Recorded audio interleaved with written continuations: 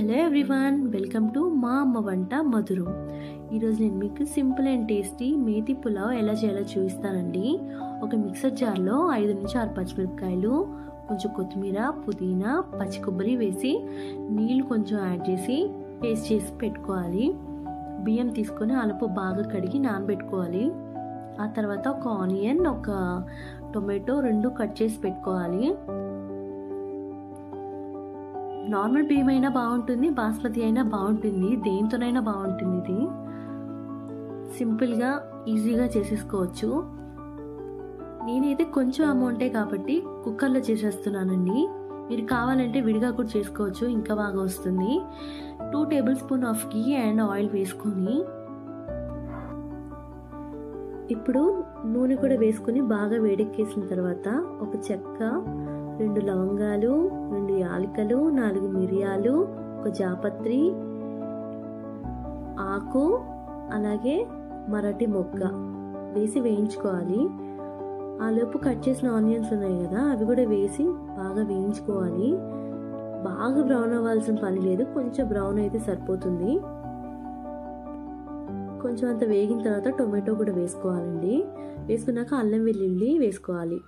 ఇందాక పట్టు ఉంచుకున్నాం కదా ఆ గ్రీన్ కలర్ పేస్ట్, అది కూడా వేసుకొని ఫ్రై అవ్వాలి. ఇక్కడే చాలా ఇంపార్టెంట్, తొందరగా వేయిపోవాలని హై ఫ్లేమ్లో పెట్టి వేయించేసేయకూడదు.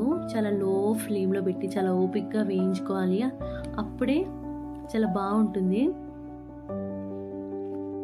ఇది వేగేలోపు ఒక పక్కన మనకి బియ్యానికి సరిపడా నీళ్ళని బాయిల్ చేసుకుందాము, అప్పుడు త్వరగా అయిపోతుంది.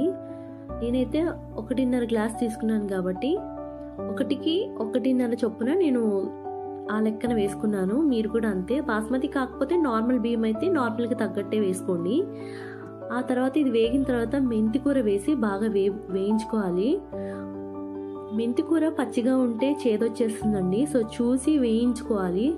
వేగిన తర్వాత ఉప్పు, కారం, మసాలా పొడి వేసుకొని కొంచెం బాగా నూనె పైకి వచ్చేలాగా వేయించుకోవాలి. నేను ఆయిల్ తక్కువ వేసాను, అంత అవసరం లేదు కూడా, కాబట్టి ఇప్పుడు పెరుగు వేసేసుకుని ఫ్రై చేసేసుకుందాము.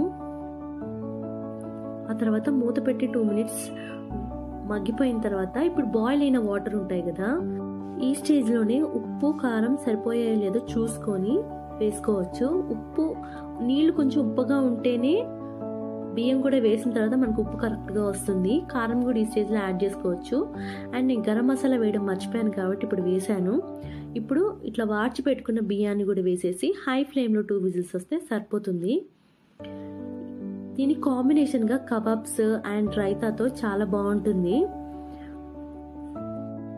చూసారా ఎంత బాగా వచ్చిందో?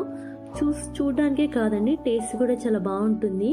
చిన్న చిన్న ఫంక్షన్స్కి, గెట్ టుగెదర్స్కి ఇది చాలా బాగుంటుంది. సింపుల్గా చేసేయచ్చు, అందరికీ నచ్చేస్తుంది. సైడ్ డిష్కి లాగా కబాబ్స్ అండ్ ఇంకా ఫిష్ ఫ్రై ఇలాంటివి కూడా పెట్టుకుంటే చాలా టేస్టీగా, సింపుల్గా బాగుంటుంది. సో ట్రై చేయండి. ట్రై చేసి ఎలా వచ్చిందో కామెంట్ చేసేయండి. Thank you for watching. Bye.